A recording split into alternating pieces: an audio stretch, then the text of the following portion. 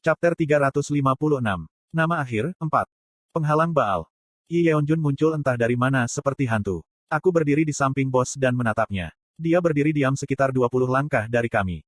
Petik 2. Sudah lama, kata Yi Yeonjun dengan senyum pahit. Aku melirik bos. Meskipun dia berusaha untuk terlihat tenang, saya dapat melihat bahwa dia memiliki emosi yang campur aduk. Petik 2. Bos menatap Yi Yeonjun tanpa mengatakan apa-apa. Meskipun dia sudah tahu kebenaran tentang Yi Yeonjun, bahwa dia adalah orang yang menghancurkan hidupnya, dia tidak bisa memaksa dirinya untuk membencinya sepenuh hati. Dan saya tahu dari mana asalnya. Keduanya telah menghabiskan 20 tahun hidup bersama, tentu saja, sulit baginya untuk menyangkal 2 dekade itu secara instan. Bos. Saya meletakkan tangan saya di bahu bos. Dia kembali menatapku. Ekspresinya masih dingin. Apakah itu karena dia berusaha menyembunyikan perasaannya? Atau mungkin itu karena bahkan dia sendiri tidak tahu bagaimana perasaannya saat ini? Saya ingin berbicara dengan Anda tentang sesuatu, Yi Yeonjun mengumumkan. Bos mengalihkan pandangannya kembali ke Yi Yeonjun. Bagaimana jika kita tidak tertarik dengan apa yang harus kamu katakan gelombang? Tanya Jain, mengamati wajah bos. Jen mengubah bentuk lengannya menjadi sabit. Sekarang lengannya terlihat seperti sabit kuru-kuru. Ini adalah teknik rahasia yang dikembangkan Jain untuk meningkatkan kekuatan fisiknya. Dia menamakan teknik ini monsterifikasi. Itu bukan proses kebangkitan perse, tetapi tiruan rumit dari tubuh monster humanoid. Pindah. Anda bukan orang yang saya minati, jawab Yi Yeonjun datar. Jain berkata sambil tertawa, yah, itu sudah jelas, tapi... Dan itu juga bukan Byul. Petik 2 tanda tanya petik 2. Jain mengerutkan kening. Dia melirik bos pertama, lalu padaku. Sensasi aneh menyelimutiku saat aku menyaksikan Yi Yeonjun. Kamu. Yi Yeonjun mengangkat tangannya dan menunjuk ke arahku. Pada saat itu saya menyadari bahwa rasa tidak nyaman saya dihasilkan dari pandangan Yi Yeonjun. Cara dia memanggil nama bos pada awalnya hanyalah gangguan. Sejak awal, matanya diarahkan hanya pada saya. Kim Ha-jin, saya ingin berbicara dengan Anda. Petik 2. Bos tidak bisa membuatnya tenang lagi. Wajahnya berkerut karena marah dan dia membentangkan bayangannya ke arah Yi Yeonjun. Apa? Suara melengking menembus udara. Yi Yeonjun tidak menghindar. Dia membiarkan bayangannya menembus dagingnya dan terus berbicara. Ini penting. Kamu. Akhirnya bos kehabisan kesabaran dan melangkah maju. Apa kamu tidak punya sesuatu untuk dikatakan kepadaku? Bos bertanya dengan suara gemetar. Volume suaranya hampir tidak konsisten, dan kata-katanya memudar sebelum mencapai akhir kalimatnya. Yi Yeonjun menatap bos untuk sementara waktu dan kemudian menggelengkan kepalanya. Saat itulah wajah bos yang berubah menjadi lurus. Dia sekarang tampak dingin dan bahkan apatis. Kim Ha-jin, Yi Yeonjun memanggil namaku lagi. Aku benar-benar tidak ingin mengobrol denganmu. Aku menggelengkan kepala. Saya tidak yakin persis apa yang dia coba lakukan, tetapi saya tidak berencana untuk membiarkan segala sesuatunya berjalan. Namun, ketika Yi Yeonjun mengatakan apa yang dia katakan selanjutnya. Bagaimana jika aku mengatakan ini tentang novelmu? Otak saya membeku dan napas saya berhenti. Saya merasa seolah jantung saya berhenti berdetak. Wish. Suara yang dikenalnya terdengar. Bayangan bos telah mencapai Yi Yeonjun lagi. Kali ini, bayangan itu menembus daerah dekat klavikula Yi Yeonjun. Bos. Aku menghentikan bos dan melangkah maju. Saya tidak yakin bagaimana Yi Yeonjun belajar tentang novel itu, tetapi saya tahu bahwa saya harus tutup mulut. Petik 2. Ha-jin. Bos mencengkeram pergelangan tangan saya. Matanya dipenuhi dengan kemarahan dan kesedihan. Kelesuan Yi Yeonjun membuatnya marah lebih dari pengkhianatannya sendiri. Aku tahu. Aku menatap mata bos. Aku tahu apa yang ingin kau katakan. Tapi tolong beri saya sebentar. Petik 2.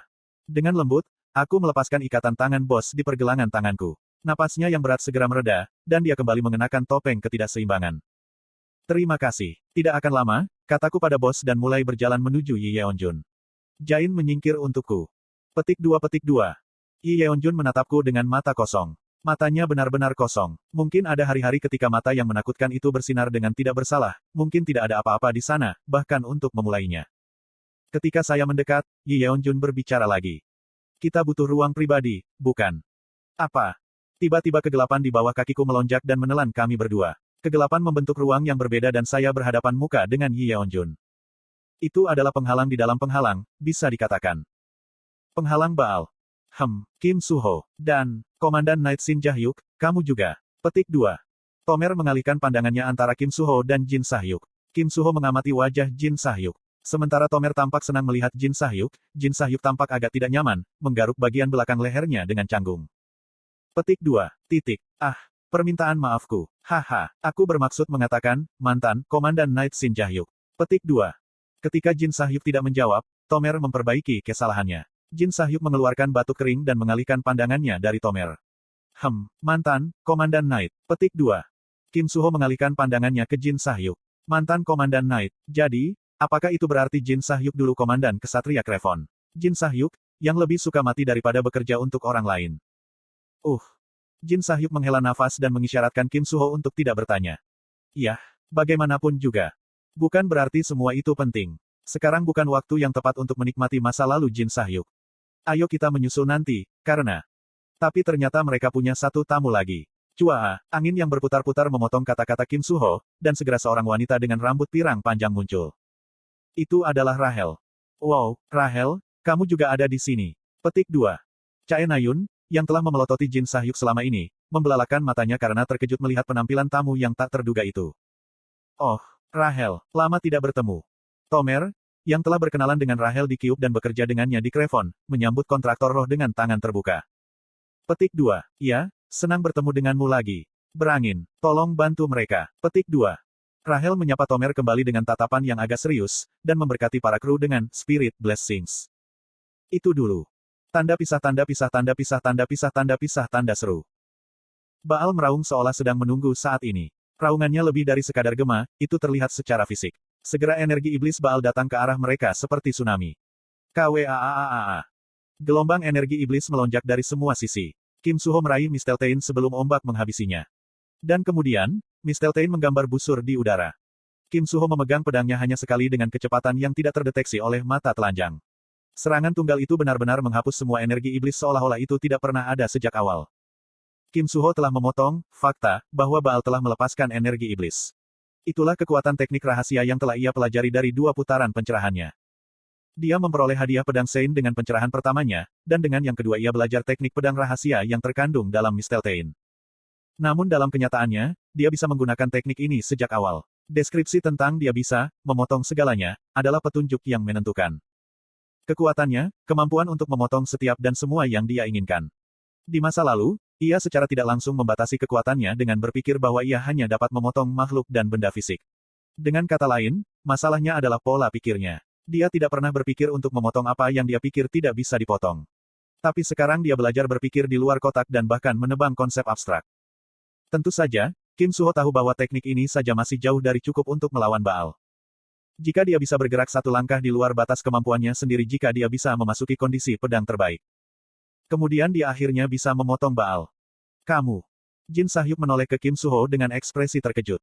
Chae Nayun dan yang lainnya hanya berpikir bahwa pedang Kim Suho telah memotong energi iblis, tetapi Jin Sahyuk lebih tahu.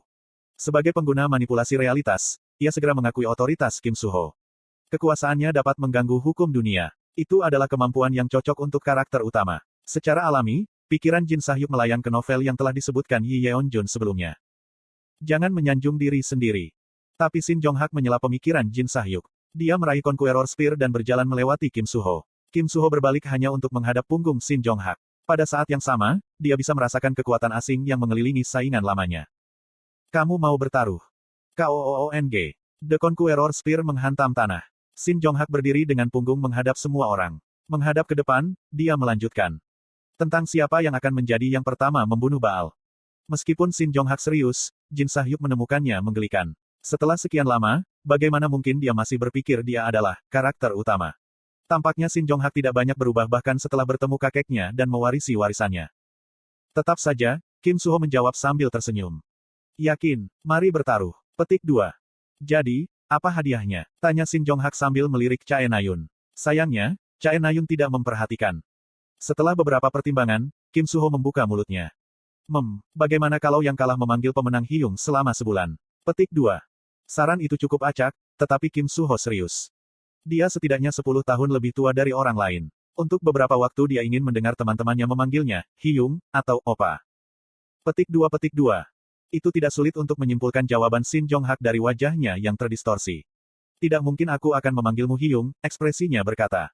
Tidak masalah jika kamu menang. Apa? Apa kamu takut? Petik 2. Tapi dia tidak tahan dengan provokasi Kim Suho. Shin Jong-hak menggelengkan kepalanya. Ayo lakukan. Kekuatan sihir Shin Jong-hak menelan Conqueror Spear. Kim Suho juga meraih pedangnya, Misteltein. Baiklah, ayo lakukan ini. Tetap hidup, oke. Petik 2. Mereka melonggarkan suasana dengan percakapan ringan dan mengukuhkan tekad mereka sekali lagi. Sekarang mereka siap untuk pergi. Kim Suho mengambil langkah maju. Itu dulu. Sebuah suara mengalir ke telinga Kim Suho. Kim Suho, bisakah kamu mendengarku? Hah? Kim Hajin. Petik 2. Kim Suho bergumam kaget. Nama itu menarik perhatian semua orang sekaligus. Chae Nayun, khususnya, cepat-cepat meraih pergelangan tangan Kim Suho. Apakah Anda baru saja mengatakan Kim Hajin? Di mana dia? Pada saat itu, Kim Hajin mengucapkan kata-kata selanjutnya. Hei, ayo selamatkan aku. Itu adalah panggilan untuk bantuan. Paris, Prancis. Wish. Haein bersiul. Itu adalah sinyal untuk memanggil binatang ilahinya. Peluit dengan kekuatan sihir mencapai Azure Dragon di langit, dan naga turun dengan sungguh-sungguh. KRR. Puas dengan langit biru jernih, naga Azure mendengus puas. Monster terbang seperti gargoyle yang dulu menutupi langit sudah lama musnah oleh Azure Dragon. Haein dengan lembut menepuk mulut naga itu, lalu mendekati Grand Magician yang berdiri di tengah reruntuhan. Petik 2. Grand Magician Nim. Sungguh menggetarkan untuk bisa mengatakan, Grand Magician Nim, dengan keras.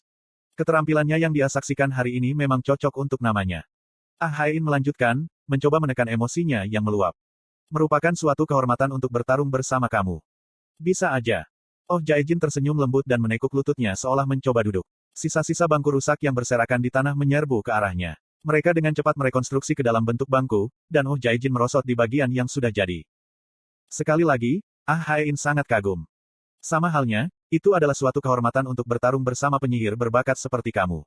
Sungguh menakjubkan bahwa Anda menjadi bintang 9 dengan hanya sihir pemanggilan. Petik 2. Petik 2. Kau menyanjungku. Mungkin dia hanya berusaha bersikap baik. Tetap saja, Haein tidak bisa menahan tubuhnya dari goyangan dalam sukacita. Oh Jaejin melanjutkan sambil tersenyum, tapi aku sudah mendekati batasku. Aku bisa merasakan pikiranku tersebar, dan semakin sulit bernafas setiap saat. Anda dan para penyihir lainnya harus mengambil alih untuk saya setelah ini. Mungkin teman lama saya akan membantu Anda. Jika mereka mampu melakukannya, itulah. Petik 2. Haein tahu apa yang dimaksud Oh Jaejin dengan teman-teman lamanya.